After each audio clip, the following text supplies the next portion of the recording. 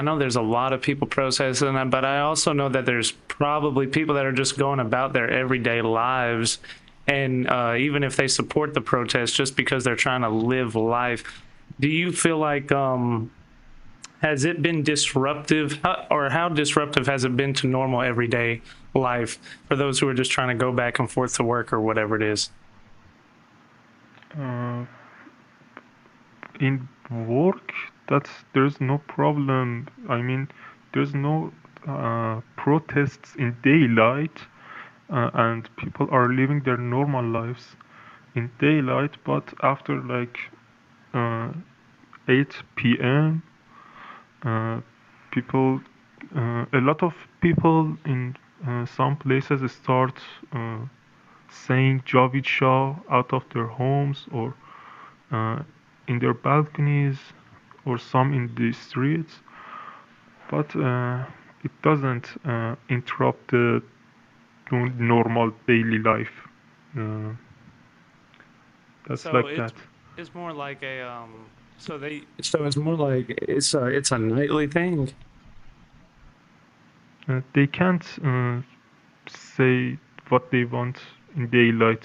That's because of that. If they say that in daylight, obviously a lot of people that we don't want to hear our voice will hear our voice and we will be in danger.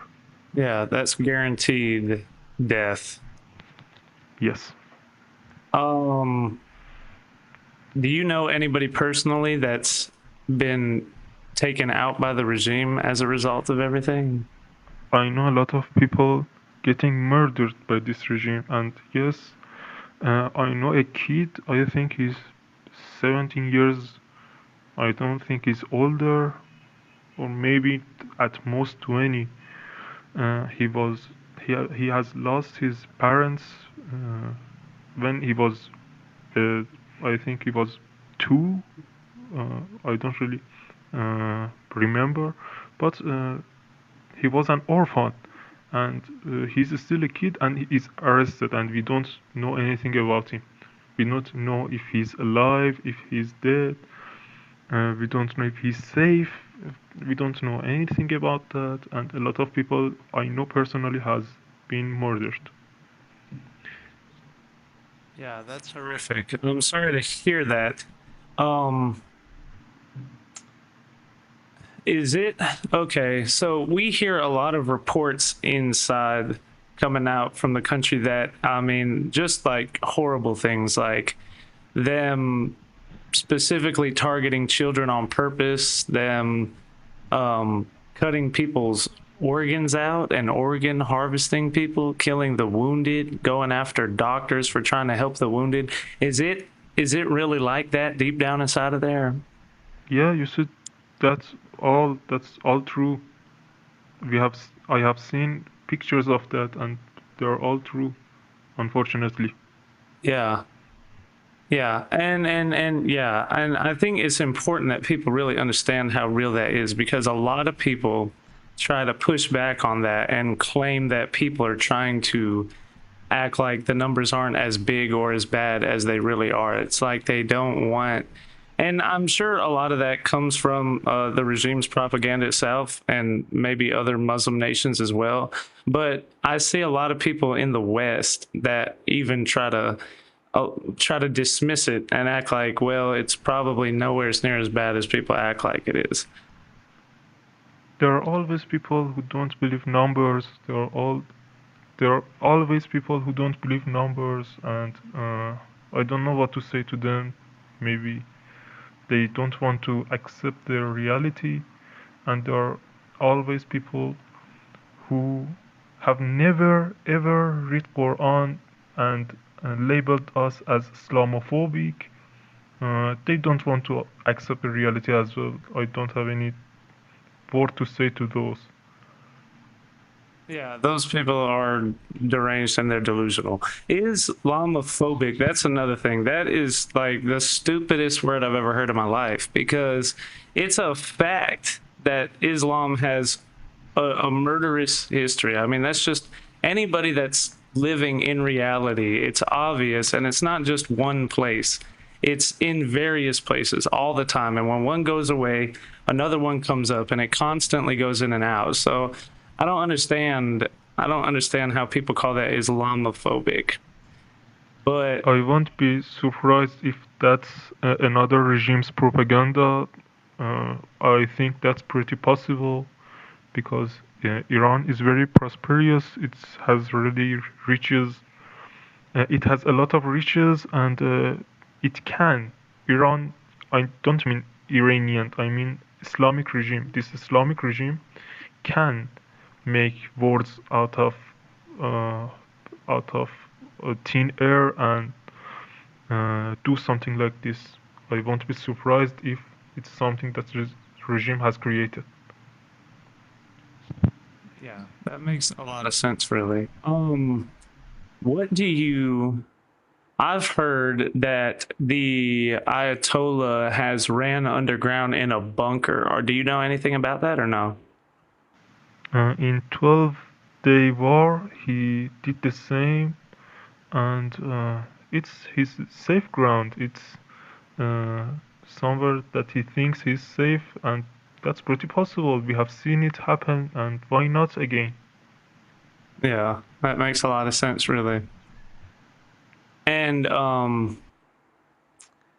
so I wanted to say, and so the people inside the country, like I've heard that they're burning mosques to the ground. That's true.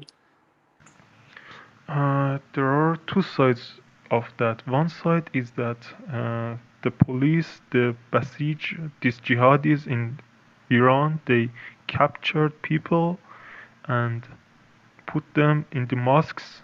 They uh, uh, prisoned them in the mosques, and that's why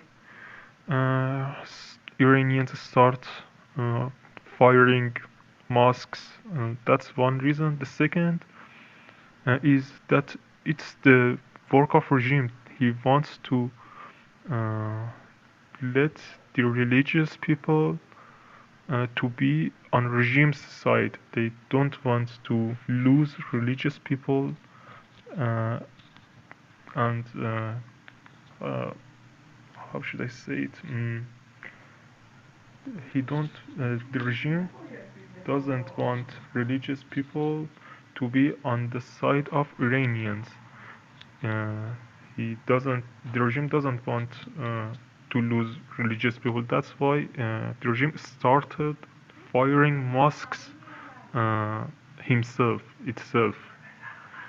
That's really interesting.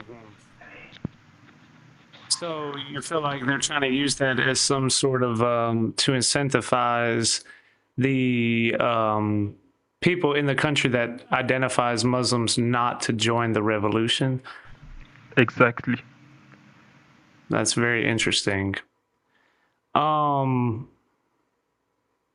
so so another thing that's confusing for me, and I'm sure a lot of people, is that like the people, the police themselves, or the people in the military, like a lot of them, don't they understand how evil the regime is? Like, why do you think you would almost think you would wonder why they don't help the people and rebel against the Ayatollah themselves? As I said, a lot of my acquaintances, a lot of my family members are not safe. That's because they are police, they are Basiji, they are jihadis, and I can say they are 100% brainwashed. There is no saving for them. There is no save. You can't save them. That that like imagine a person who is living 40 years or 30 years of his life with this idea that Islam is good, Ayatollah is the greatest person in the world, and now you are saying no, he's a terrorist, he's not a good person. Islam is not what it seems to be. What do you expect? Do you expect him to leave all of his beliefs? Obviously, no. He won't accept your words. He just accepts his 30 years of life under this brainwashed uh, This brainwashed ideology, I don't know what to call it. Yeah, that makes a lot of sense, really. So, what you're saying is that the people that are a part of the IRGC and the people that are in the streets murdering protesters and everything, they've been completely. It's maybe not even that they're incentivized, but that they're the group of people that actually believe the Ayatollah. They firmly stand by that idea. Exactly. They're lost. You can't save them. That's really interesting. So, do you feel like is that because um are they groomed from the time that they're a little kid, or is it more like that anybody that's not like that was filtered out by the regime itself to make sure that the only people that would be involved with that were that dedicated to the cause? Uh, I'm not really sure. That's this regime is pretty complicated. It doesn't show its works to publics. It do things in secret, and I'm not really sure what it does to people. Uh, but what I'm sure is a lot of these people were raised like this from their childhoods. From they started learning these things from their families, and a lot of these people just raised this way. And that's all I can say. Okay. And like firearms, they're illegal for the people to have, isn't that true? Even a knife is illegal to carry. Yeah. So the protesters, that's why they're getting totally destroyed like that. They don't even have the ability to shoot back. Yeah.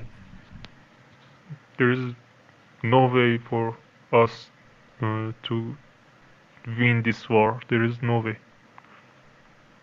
We are barehanded. Yeah. So if you